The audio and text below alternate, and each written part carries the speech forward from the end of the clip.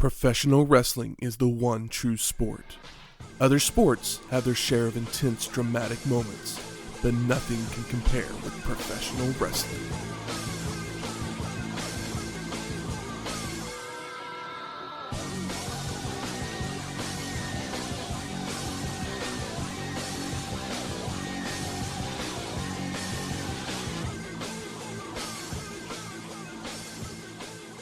Welcome to Wrestling History X, where three friends come together to talk about the stories behind the matches.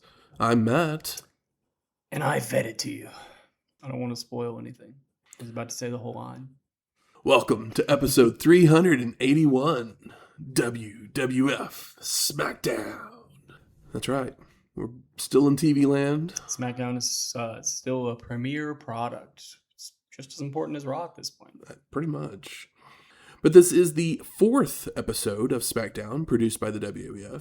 It would take place on September 7th, 1999 from the Pepsi Arena in Albany, New York, with an attendance of 10,183 people. But would air on September 9th with a TV rating of 3.5. And just in comparison, Thunder had a 2.1 the same night with a main event of Goldberg versus Bam Bam Bigelow. Yeah, Smackdown has dropped a little bit since, but we were watching, like... The last time we watched Smackdown, it was, like, the premiere episode, so, yeah, like... It was, 5/9, which is crazy, but... It's not our current event, but the Sega Dreamcast also came out the very same day. So people were probably like, I'm playing my Sega Dreamcast. Mm-hmm. That Sonic game looked pretty fun. But what did also happen around the same time as this SmackDown that we are going to discuss a little bit more? Tom Servo, Crow T, and Mike Nelson would all head to the theater to watch Merlin's Shop of Mystical Wonders on the last episode of Mystery Science Theater 3000, or at least until it was revived 18 years later. Yeah, but did anybody watch the revival? I'm sure a bunch of people did because it was just Patton Oswalt. It was Jonah Ray and... I'm just making a joke about how Patton Oswalt probably loves Mystery Science. No. I mean, yeah, he probably does. I mean, I watched probably more of the remake or the reboot than I did the original series, just because I like older films. Just like old bad films wasn't my thing back in the day, like when I was growing up. But mine either. I did most of my Mystery Science watching I saw a little bit of it as a kid, but it's one of those things you don't quite understand as a kid. You don't quite get it. Yeah. I'm like, what is this? And then, but maybe after high school when I was living in a house with a bunch of friends, they were like Mystery Science guys that were into it, and sometimes we'd throw them on and get drunk and throw on a Mystery Science Theater 3000. That's how I've done most of my viewing. These movies are the perfect kind of movies that they show on MST. Are the kind of movies that you want to watch with friends. These aren't. I never watch Mystery Science Theater by myself. It seems boring. Yeah, exactly. But there are some great episodes. Not every episode is a masterpiece. You kind of have to sift through the great ones, which I'm trying to remember some of my favorite ones, and I'm coming up with a blank, but I was a Mike guy. I've definitely watched more Mike because I can't remember the first guy's name, but there's a million episodes of Mystery Science. And Joel. Yeah. I like all the fun interlude stuff from the show. There's some really great skits over the years. It is, like I said, there's a lot of gems. It is very much a cult television show, for sure. Yeah. I think, if I remember correctly, it's been has been purchased by Riff Trax at this point. So Riff Trax is still trying to produce, I've gone to went to a Riff Trax a few years ago, but I mean, to think that like Mystery Science Theater kind of like, if it wasn't as popular as it was, Riff Trax would never have been a thing. No. And now Riff Trax owns MST3K. Yeah, because it's a lot of the same guys. But yeah, I remember Because there was at one point, like, literally in the last, like, 10 years, I tried to go back and, like, find a bunch of the older original ones to, like, watch, to, like, just kind of, like, why was this popular? And the films were so bad that they were covering that, like, it didn't even process even the jokes that they were making about the film, because I was just like, why would you watch this movie? I'm trying to find some of my favorite ones. There's so many episodes, though. I'm going through the episodes, and it's just crazy how many they have made. I don't even remember how many episodes they did. I want to say it's probably over a couple hundred. I mean, Manos, The Hands of Fate, obviously, is a popular and good episode. There's just so damn many. The worse the movie, typically, the better the episode. I mean, they even came out with a movie at one point with Mystery Science Theater, like covering this island Earth. Yeah, the movie's good. I was trying to, I can't remember any of my favorites right now, and I haven't seen any, and I'm like 130 episodes. My gosh. But it was on, it was on Comedy Central for a long time. Once it became more popular. Yeah, it was. I feel like because it was a local TV show at one point, like when they really kind of first started. Did it ever play on like PBS? Yeah, I think so. I know it ended up on the Sci-Fi Channel for a while, which is actually where the last of these shows, I believe, happened until the Netflix, and that was crowdfunded actually, technically. So Netflix really didn't even pay for it. I think they just purchased it after the fact. I found some of my favorites, or some ones I remember liking: Space Mutiny, Time Chasers, Rules, Overdrawn at the Memory Bank. The Final Sacrifice is good. I remember Soul Taker. I guess they did Santo and the Treasure of Dracula at one point, which is a movie that we'll probably cover at some point on this podcast. Final Justice Rules. I think there's a Pluto TV channel that does I think so. Mystery Science Theater stuff. Play them. So if you're ever wanting to watch some Mystery Science Theater, I think that's out there. Yeah. If they did Mac and Me in 2018. Oh, that doesn't surprise me. That seems a little silly. I need the movies to be like worse than Mac and Me if you're going to make fun of them. That was one of my issues with, I went to, I think I saw Riff Tracks do Krull, and I was like, Krull's not a bad enough movie for you guys to make fun of, and it still be, like, it's not a good movie, but I just need true junk. But I guess between 88 and 99, the original run, it was 197 episodes across 10 seasons, which, that's a really good run considering that they're having to find these bad movies, get like the licensing for them, because you basically you should have the license either for it or have it be a public domain movie, which is what most of them were. Yeah. So, but there's I would just go on the internet and find a I'm list. sure there's probably a YouTube playlist with just a whole bunch of them out there if you really want to watch some. Mm-hmm. It is definitely a thing from a bygone era. Yeah. This was some wacky 90s shit that is only ever existed for a cult audience. But it's worth the sifting. Just, roll up a spliff and invite some friends over. Yeah. Well, let's talk this episode of WWF Smackdown. The WWF Attitude Package plays before the Smackdown opening video, and Pyro goes off in the arena with Michael Cole welcoming us to the show, joined by Jerry the King Lawler. And we cut to the parking lot to see Kane walking in, when Triple H and Chyna would ambush him with wrenches and pipes, only for Undertaker and Big Show to arrive, with Show slamming Hunter's head into a truck, but Chyna delivers her most devastating move, the low blow, allowing them to flee.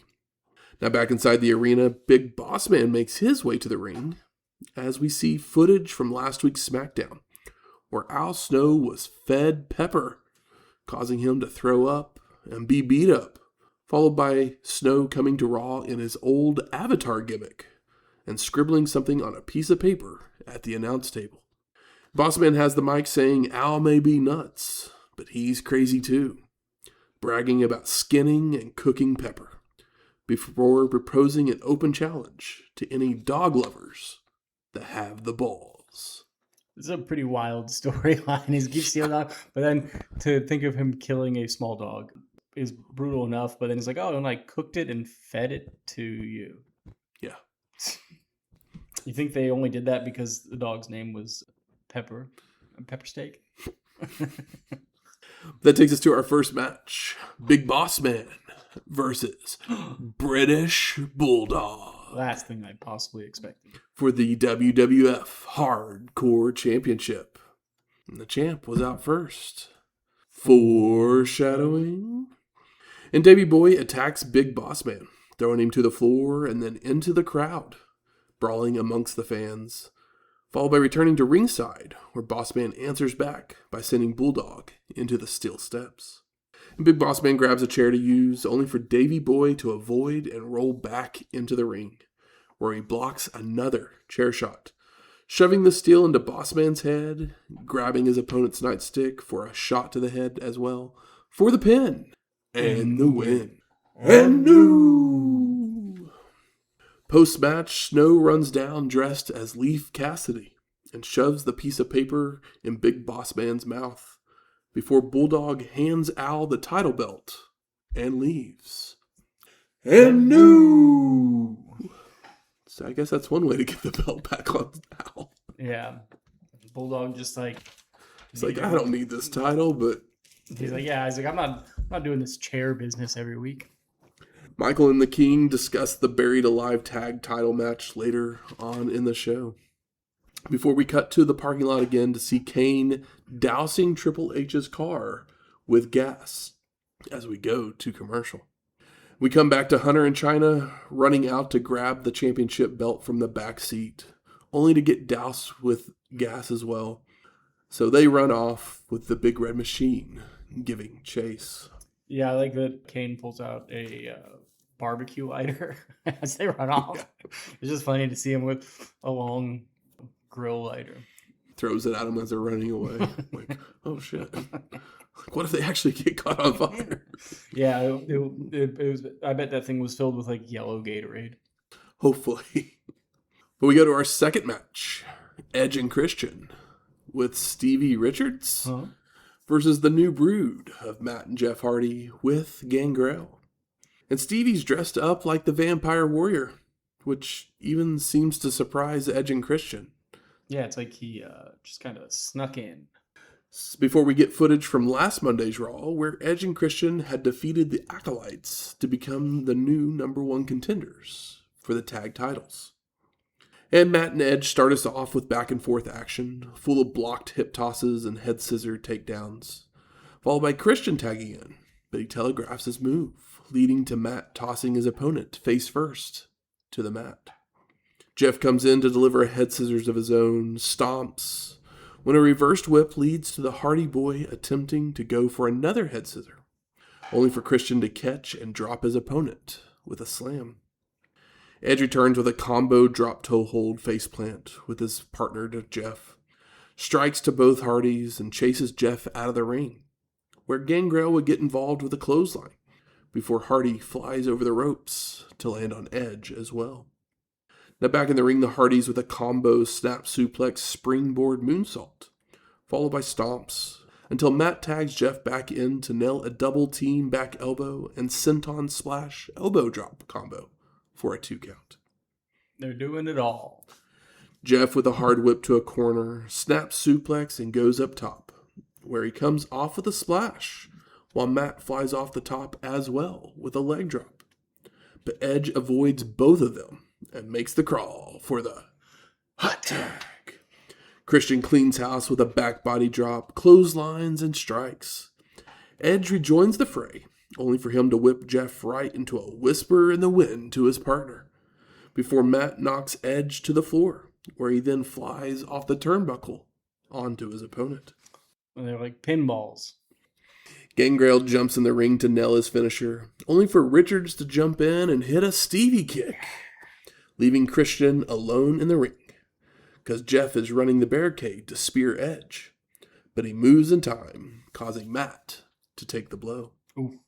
Edge rolls Jeff in, with Edge and Christian delivering a sidewalk slam, falling reverse DDT combo for the pin and the win. Post-match, the New Brood and Gangrel are licking their wounds when the lights would go out, coming back on to reveal Kane in the ring, destroying all of them with choke slams. The Big Red Machine would then take a mic, growling that he will burn the flesh from Triple H's body. Ooh. We then go to the back where Lillian Garcia is trying to catch up with the British Bulldog, and she begins asking questions, but Davey Boy just keeps on walking. Just came for the check, darling. Back to ringside, and Cole's talking more about the gravesite when X-Pac arrives to the building, wanting to know where Kane is as we go to break. We then come back to Lillian, who's with Hunter, who's looking worried and upset about being doused in gas, only to say he will douse the Big Red Machine in blood, bringing the title and his sledgehammer. Pac then makes his way to the ring and takes the mic to call out Kane and hypes him up for his title match tonight, but that the Big Red Machine will have to do it without him. X-Pac continues that he told Kane last week not to get involved in his business, and he did. So therefore, it's all over before walking to the back as the Big Red Machine looks on. So like a mice and men type moment here. Cole and the King discuss the rest of the matches we'll see tonight when we cut to the back to see Jericho and Fink arrive wearing lucha masks. Hardcore and Crash Holly then come to the ring with their scale. Hardcore takes the mic to say he's looking for a fight, a super heavyweight fight, and issuing a challenge to any googly-eyed monkey to come down there. When Chyna makes her way to the ring. This woman wants a match. Somebody give her a match. And Hardcore claims that he doesn't fight women, that even with her silicone, she doesn't weigh the proper amount, telling her to beat it, only for Chyna to grab the scale and whack Holly in the back. It's funny, too, if you're thinking of, like, flat, like, bathroom scale, this is, like, the ones they have in the doctor's office. Yeah. It's, like, with the weights for like on a, it. for like a weigh-in for a boxing match. Yeah. But that takes us to our third match, Hardcore Holly, with Crash Holly versus Chyna. And she stomps away on Holly, even nailing Crash on the apron, knocking him down. But Hardcore retaliates with a clothesline and stomps of his own. The cousins begin arguing with the distraction, allowing Chyna to make it back to her feet to deliver a DDT to Hardcore. Jeff Jarrett then runs down and assaults Chyna, which causes a disqualification. When Mr. Ass would run down to chase him off, only to also hit a famouser on Chyna as Chyna. well. Just a lone wolf out here. Post-match, Crash is laughing at his cousin for getting beat up, so the Hollies begin brawling around ringside until the officials are able to break it up. We then cut to X-Pac leaving the building, followed by Kane still wallowing in a locker room as we go to commercial. It's so funny to see Kane sad. Sad Big Red Machine. Yeah. He's just like sitting on the ground with his head against the concrete wall. And we come back to more talk about Buried Alive when The Rock and Mankind would arrive to the building, where they discuss Foley riding in the trunk of the limo. Just being silly. Yeah. Mankind then asks Rocky about his new shirt, which says Testicular Fortitude. And Rock says that it's a good shirt, before asking Foley if he likes it. But it doesn't matter if he likes his shirt. Bit of a stretch. Mankind's like, man, I should steal that. That was a good bit. But we go to our fourth match. Bubba Ray Dudley with Devon Dudley versus Bradshaw with Faarooq. So the Dudleys have made the move. I know. I assume that they've been featured already before at some point. Probably, yeah. And Dudley pounds away on the Big Texan when he enters the ring, only for Bradshaw to answer back with a big boot and turnbuckle smashes. And Bubba Ray fights back with strikes and a back suplex when the Big Texan would tackle Dudley to the floor, where they brawl, until a reverse whip sends Bradshaw into the steel steps. Now back in the ring, shoulder blocked by the Big Texan, exchange chops and strikes between the two, when Bradshaw would land a knee to the gut. A reverse whip would then send the Big Texan to a corner, but he avoids the charge in and delivers a clothesline from hell.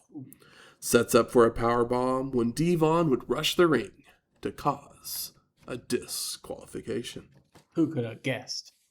Post-match, all four men start brawling until officials hit the ring to break it up. Yeah, the Dudleys showed up the week before on Smackdown for their debut, and they probably brawled with the Acolytes on that, which set up this match. We've been watching a rich and much deeper than we've seen tag situation.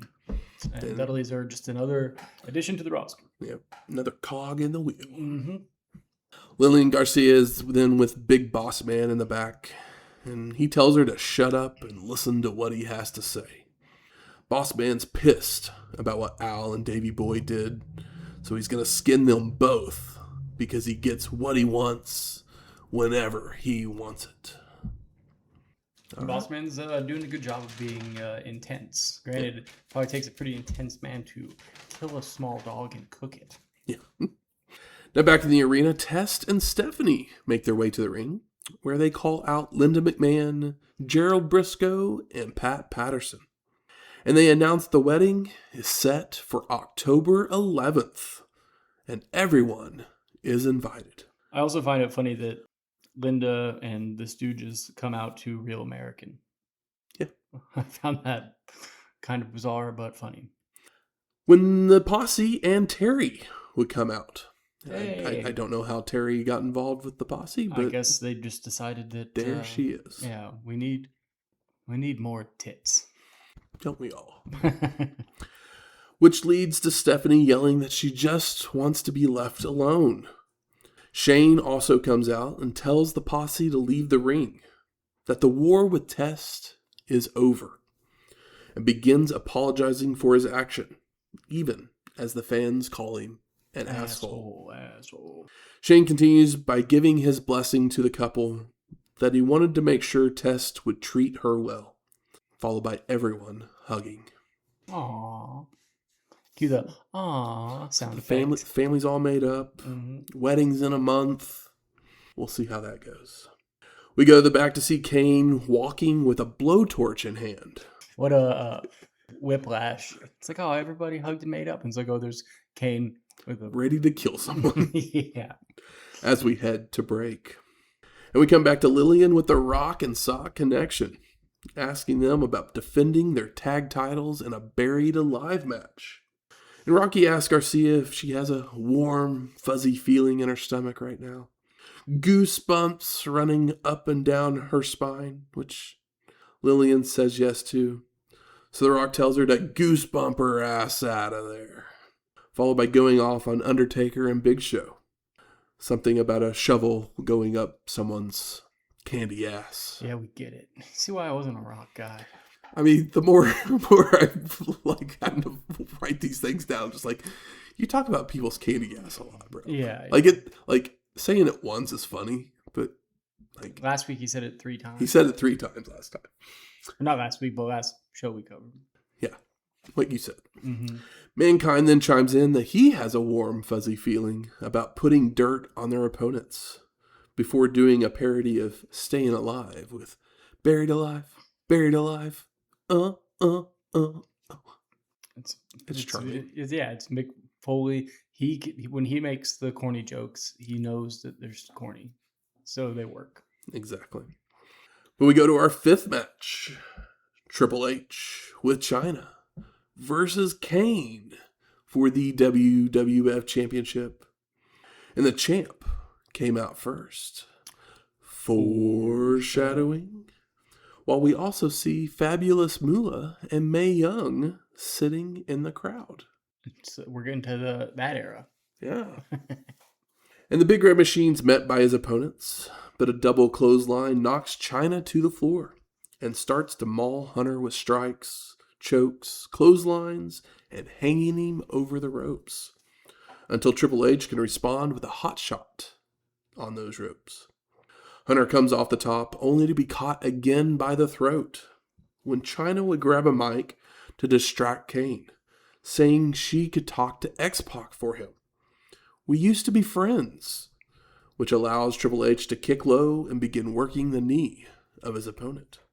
The Big Red Machine fights back momentarily, but he's dropped by a back elbow and a high knee for a 2 count. Hunter knocks Kane to the outside and gives chase to slam his opponent's head into the steel steps multiple times. Now back inside, the Big Red Machine absorbs Triple H's strikes, fires up with a DDT, a pair of clotheslines, and a big boot, followed by Kane flying off the top with another clothesline for a near fall. The Big Red Machine then sends his opponent to the ropes, but he telegraphs his move, leading to a face buster to the knee, a kick to the gut, and a pedigree attempt, only for Kane to counter with a back body drop. Hunter is choke slammed when Chyna climbs on the apron to whack the Big Red Machine across the back with the sledgehammer. Oh no. Knocking him straight into another pedigree for the pin and the win. Post-match, Triple H takes the weapon and looks to continue the punishment when the lights go out, with Taker and Show rushing to the ring, sending the champ and Chyna fleeing to the back. Now, she literally swung the sledgehammer. Yeah, she hit him not just right under the neck. Yeah. Or is kind of what it looked like. But I'm like, that has to be such a rubber sledgehammer for her to do that move. Yeah. There's no way that could be a real sledgehammer. No. Okay. It's definitely a gimmick. Okay. Either that or she's fired. And we know she's not fired. Because usually if it's going to be a real one, they would put their hand over the top of it and just push it into them. Which I hate when they use weapons like that, because if somebody hit somebody with a baseball bat, they wouldn't use it that way. No. It's one of those things where it's if you can't use it. I mean, you might do it to the gut and then swing it across their back. But if you can't use the weapon, I don't think they should bring the weapon out. Yeah. Otherwise, it's just, In ECW, bring out a Nintendo. You hit somebody with a Nintendo. That's right. They'd probably be bringing out Sega Dreamcast now. It's got a couple more months before it's completely irrelevant. Right. We cut to the back where Ken Shamrock's walking the halls looking for Jericho as we go to commercial. And we come back to Ken making his way to the ring, calling Chris a coward, and giving him 10 seconds or he will hunt him down. And Jericho's music hits as Shamrock starts up the ramp, only for Chris to now be in the ring, inside a shark cage with a baseball bat, calling Ken a moron, which brings Shamrock running back to the ring. It's funny to call a guy a moron when you're inside of a shark cage. I mean, I bet that's the only time I would ever call Ken Shamrock a moron. Yeah, that's a good point. From safety. And Jericho knows he promised he would face him, but he would be forced to tear Ken limb from limb, so the cage is here to protect Shamrock. Chris even points to the Titantron to show pictures of Ken being destroyed by Jericho, calling him a bad mamma jamma, as Shamrock steals away the baseball bat. And Chris has had enough and calls for the cage to be raised. But the Fink is being distracted by Lillian Garcia chastising him in the back. So Ken is able to bend the bars of the shark cage, pulling Jericho out and begins pummeling him until security comes out, leading to Shamrock hitting a belly-to-belly suplex to one of them. But the distraction allows Chris to run off to the back as we go to break. And we come back to Jericho and Howard fleeing to a car where Chris fires Finkel after he's put his bags in the car and opened the door for Jericho and then drives away. Poor Finkel. So I wonder who Jericho's going to have as a minion next. Lillian Garcia? Maybe. Might find out the next time we see I'm these interested. guys. I don't remember who it might be. He's an old friend, I'll say. No. Back in the arena, Jeff Jarrett, Deborah, and Miss Kitty make their way to the ring, while we are shown footage from last week's Raw where Double J beat down Jacqueline. Oh, wow. Haven't seen Jacqueline in a while. It has been a minute. Mm-hmm. Jarrett then takes a mic to say he's embarrassed to be getting into the ring with a woman. They belong in the home, and he's a man's man, and Chyna is a woman. And Double J notices Moolah and calls her up to the ring, where all the ladies hug, followed by Jarrett mentioning that in her day, Moolah who have not been in the ring with a man, which she agrees, that's true. But it's only because she would have beaten a man's ass like Chyna's gonna do to you. Double J then grabs his guitar to hit her over the head with it. Jesus Christ. Mae Young then hobbles into the ring, but he takes her down and locks in a figure 4, Young screaming in pain, as Deborah and Kitty are upset with Jarrett. As they should be, because these women are old as hell. And that guitar shot was nasty. Yeah, it was. And we cut to Undertaker and Big Show walking in the back as we go to break. Coming back to a new Val Venus feature film. Been a while since we saw one of these as well. Enter the Big Valboski. And that seems a little suspect. Yeah. And Val is basically cutting a promo to Steve Blackman that he's a man of peace. He doesn't believe in violence. We don't use instruments of pain. He uses instruments of pleasure before rolling over to film a scene with a young lady. While he's saying this, he's holding like nunchucks. Yeah. Which is, you get it. You all get it. I don't have to say it out loud, nor do I want to. But that takes us to our 6th match. The Unholy Alliance of Undertaker and Big Show versus the Rock and Sock Connection of Rock and Mankind for the WWF Tag Team Championships in a Buried Alive match. Just so we're all caught up, the champs, so the last time we saw these tag team belts, they were on the Unholy Alliance. I was curious as to how The Rock and the Sock got the belts. But a few weeks earlier, they basically had won the belts in a match that had gotten thrown together. It was the first time Rock and Mankind had teamed up, and they won the match. So they have the belts now. Well, I assume there was some kind of interference. I'm sure there probably was. It's not important. Not to this story. No. And after the challengers enter the ring, we get the smack of the night, presented by Duke Nukem 0 Hour. Did you ever play Duke Nukem 0 Hour? I did not. I think this is a third-person Duke Nukem game. It looked like shit from the it did look like shit, clip yes. that they sent us. There's only one Duke Nukem game, and it is Duke Nukem 3D. Everything else is a stinky doo-doo game. And I played Duke Nukem 3D maybe more than, like, probably top 5 video games I've played. I played the shit out of Duke Nukem. Duke Nukem and Doom as a kid on my Gateway PC. They were staples. Yeah. But that smack of the night is the sledgehammer shot from Chyna to Kane from earlier in the show. Yep. Foley then gets in the ring and he gets beaten down by the challengers when Taker would head to the floor to meet Rocky there. So everybody's brawling. The dead man gets sent into the ring steps and ring post. Posted. Followed by The Rock joining Mankind inside the ring to double team Show with double back elbows and a double clothesline, setting up for the most electrifying move in sports entertainment, only for Undertaker to trip up Rock and pull him out to the floor. And Rocky's knocked over the announce booth while Big Show choke slams Foley inside the ring and starts to carry him towards the gravesite. Just like a crying child over the shoulder. Taker then misses a chair shot and hits the post instead, leading to The Rock stealing the weapon to whack the dead man over the head. And on the ramp, Mankind is wiggled free to exchange strikes when Big Show would drag him towards the opening, choking him, but The Rock makes a save, unloading on Show. Foley grabs a shovel and puts it between the legs of their opponent, with him and Rocky yanking it up into the nuts of Big Show.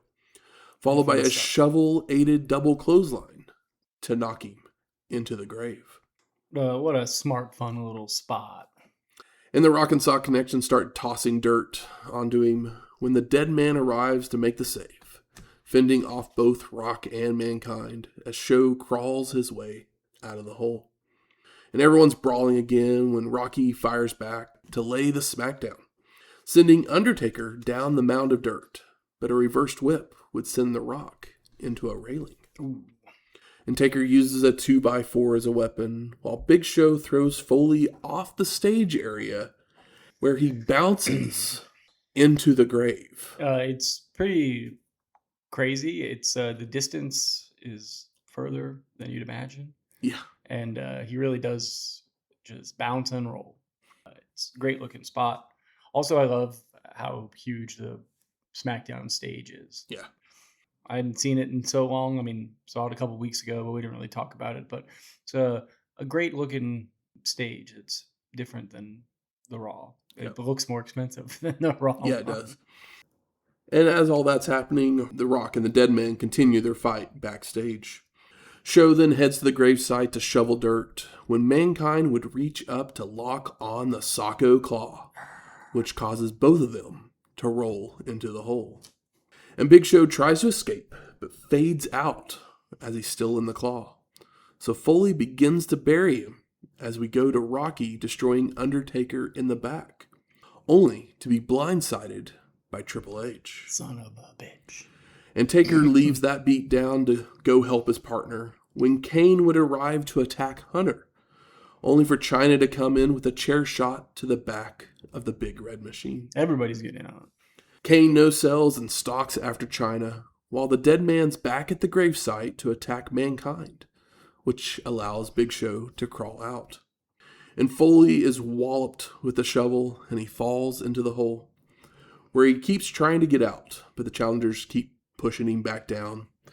Show even climbs down to hammer away down on him, before Undertaker tells his partner to begin shoveling dirt. Yeah, The Rock's still playing the daddy role in this Show and Taker relationship.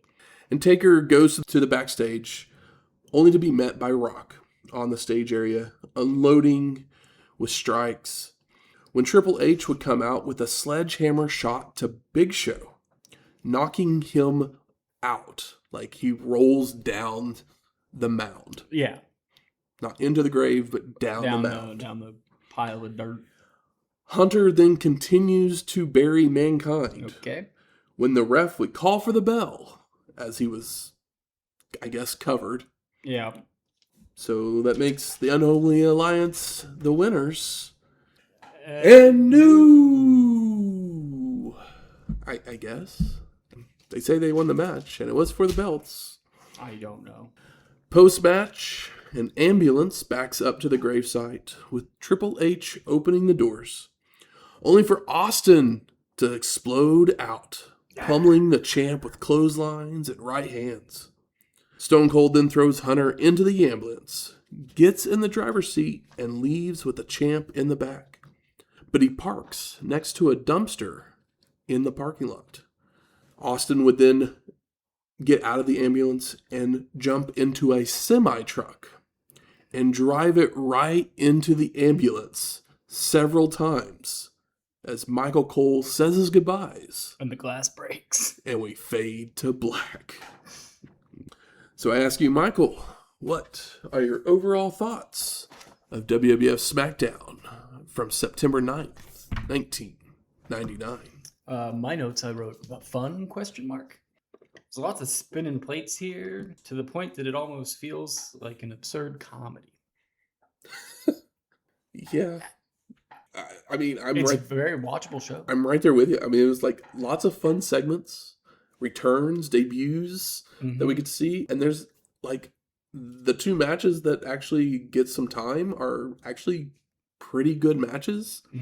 Like some of the logic on the main event is a little we don't even know weird and don't really know. Got the belt at the end of it. I mean, why did Triple H come out and hit Big Show and then continue to bury Mankind? Like, why is that a thing? Like, don't know. So that the only reason for that is so the ambulance. So he's there when the ambulance shows up. But my question is, why would Triple H open the doors to the ambulance? It's not for him.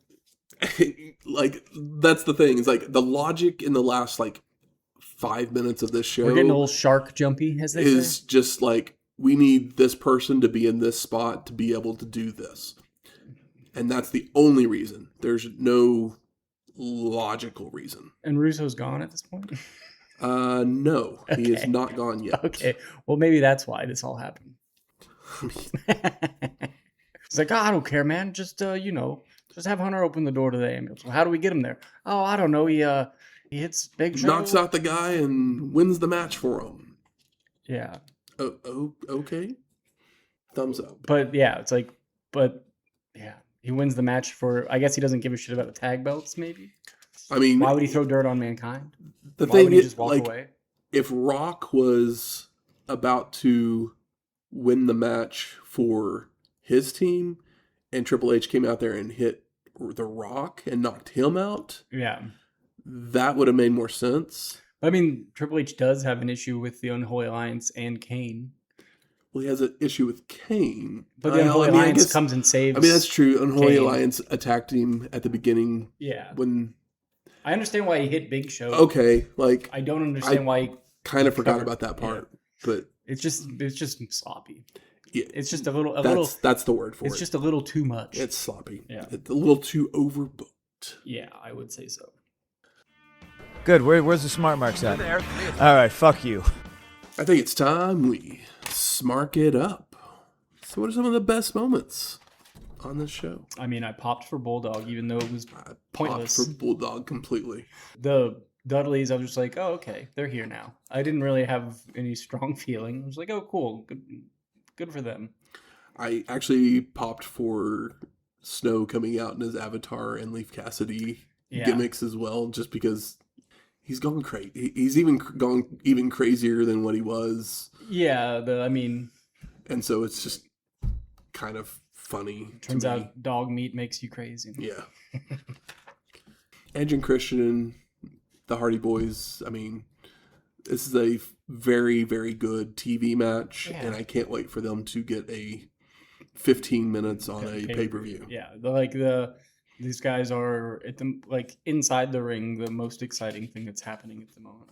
Yeah, there were so many combo tag moves that it's just like, yes, this is what tag team wrestling is supposed to be. And as fans of it, we haven't seen it in a while, especially in the WWF. At least not like this. I do hope that the Intercontinental title match at the pay-per-view is a triple threat, just for the sheer fact that if it's not, if they do to Mr. Ass what they did to Hardcore Holly, whenever it was obviously we were moving towards a triple threat, and then they just made him the special guest referee. Yeah. But all of a sudden, Gunn's not in the match at the pay-per-view. I'm going to be a little upset because we need one, I don't need Jeff Jarrett versus Chyna. No. But we also just need the Intercontinental title to mean a little bit more. Yeah. I mean, I like Jarrett having it, but and I understand why they're doing what they're doing with Chyna, because she is a talent, and she can perform with the guys. It makes more sense for her to perform with the guys than be in the women's division. Where are you going to find a 10th wonder of the world to fight Chyna? Yeah. They had Nicole Bass, but she left. She's gone, by the way, and filed a lawsuit like Sable did. Oh, really? Yeah. So she's no longer with the company. Just so. I mean, we haven't seen her in a while. I just never assumed she would stick around very long anyway. Mankind's always charming anytime he does his thing. He's impossible not to like. The guitar shot to Moolah, which... Crazy. It's crazy that she was like, yeah, sure, I'll take that. And, I mean, they go on to do an even crazier spot at some I know. point. But these ladies are, grandmas. They are little old ladies, and she takes that chair shot right to the head. How about most disappointing? I didn't like the big belt. Going back to the Venus porn video gimmick thing. Like, I know that's his gimmick, but I'd rather him, like, we haven't seen that gimmick in a while of the porn video, you know? So it's kind of like, what is this? It also was an extremely lazy one. Yeah, it was It was just a camera. I mean, maybe that's what it was. Maybe it was just because it was lazy. Yeah. And it just wasn't good. No, it was just one shot, and it was just a camera being held on him while he's in a bed. And then he rolls over. Yeah, it was like a close-up. Yeah. Like, what is this? Oh, we forgot to say Stevie Richards giving a Stevie kick. Yeah, that was great. Happy to see Stevie around. Always love Stevie. I also loved that Edge and Christian was confused that he was even with them. Yeah. I'm glad the Dudleys are here because they definitely evolve. I know I said most disappointing, but I'm still doing. They become less annoying and a tighter version of what they were. Yeah. I think it's disappointing that we never got into the gasoline arc. He never even used the flamethrower. I don't think he didn't even bring it to the ringside with him. No. He was walking in the back, and then they were probably like, bro, don't take it out to This ringside. is all stinking of Russo. That's who I'm blaming. Actually, I don't know if there's anything on this show that I, like, really dislike now that I'm looking at it. There's a lot of stupid stuff, but it all just kind of works in the internal logic of where this has all been going. Yeah. I mean, I don't like the Chris fired Fink because then we don't get those segments anymore. I just don't like it because it hurt his feelings, and I don't want Howard Finkel to feel bad. Plus, it means we won't get Fink as much anymore. Yeah, I'm telling you, until he couldn't talk, they should have just had him out there on a microphone. But no, we need to put a pretty lady there instead. Best performer of the night? Just want to give it to the Tag Boys. I mean, it's probably Foley or Big Show. I'm like, they did most of the work in this match. Yeah, Undertaker kind of took it easy. I mean, he's going to because, like I've said in previous weeks, he's hurt, and that's why they're putting him in these tag matches so he doesn't have to do a whole lot. Yeah. He's had a decade of singles matches. It's time to let him take a little bit on-screen breather. And then most surprising is, I mean, it's British Bulldog. Yeah, dude. Like I said, I was like, I laughed out loud. I was like, that's the last person I expected to come out. I was also just happy to see him. Runner-up is the Dudleys, just because, I mean, but we knew they were showing up at some point. Yeah. Just didn't know when. Yeah. For the thousands in attendance and the millions watching around the world, ladies and gentlemen, let's get ready to rumble!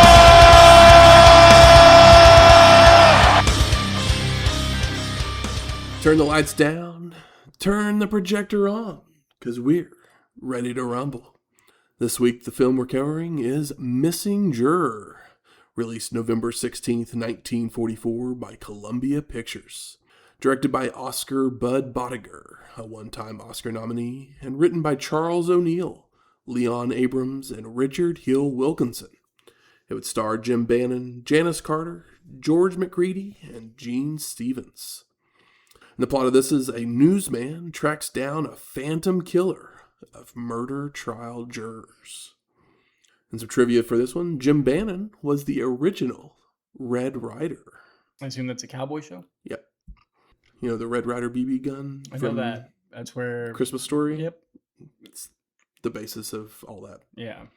And some reviews and ratings for this one. IMDb has it at a 6.2, while Letterboxd has it at a 2.9. And I found this review from Derek Winnert on DerekWinnert.com from 2020. It's taut, tense, and tingling. Ooh, holy alliteration, Batman. Well done with some imagination and style. And my review is, it's a clever whodunit, even if they telegraph the reveal very early on. Jim Bannon, as the lead reporter, keeps the foot on the gas to maintain the interest, while Bud Bodiger's direction keeps up the tension with excellent camera work. And the wrestler of this film is Mike Mazurki. It's our 23rd time to see him. He's playing Cully, a masseuse. He recites Oscar Wilde while rubbing down our leads before tragedy almost happens. Looks like Mike had to do stuff in this one. He did. I enjoyed this film quite a bit. I gave it a 3.5. While a wrestler performance, dude recited Oscar Wilde. That's not easy to do. So I gave him a 4.0 for his performance. Yeah, this plot sounds like like I said, a simple mystery, but it sounds more interesting than some of the more... It's almost noirish. Yeah. It's close, but not quite, because there's not a femme fatale really. But yeah, but I mean, it seems more focused than a lot of the films that they are putting out at this point in time, or the ones that you've at least been covering here. Where it's like, okay, here's like a plot, but really it's a loose way for us to just do whatever we want. And it's like, oh no, this sounds like an actual movie. But if this does sound interesting to you, it is out there on YouTube. I highly suggest going out there and checking it out. But next week, Fall Brawl 1999. WCW, it's been a while. And music from this week's show is Everybody on the Ground by Jim Johnston. And our Unholy Alliance won the main event. Even though the show ended with glass breaking. So we'll play Unholy Alliance by Jim Johnston. And if you like this episode or any of our other ones, please go out there and rate and review us on iTunes, Spotify, YouTube, or wherever you find your podcasts at. Do as Michael says. 5 stars or no stars. Don't be a jerk. Don't waste your time being a jerk. And if you have any questions, comments, concerns, you can always email us at wrestlinghistoryx@gmail.com or find us on X at WrestlingHistoX. That's Wrestling HISTOX. We'll talk to you next week.